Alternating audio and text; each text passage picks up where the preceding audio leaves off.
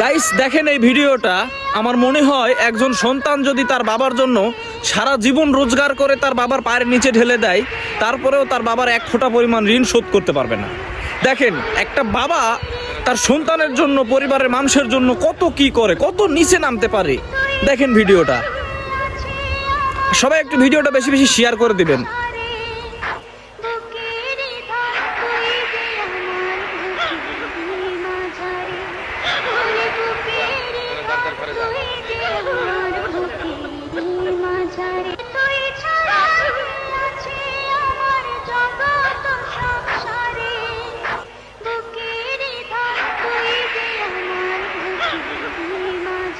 বাবার ঋণ আমরা কোনোদিন শেষ করতে পারবো না।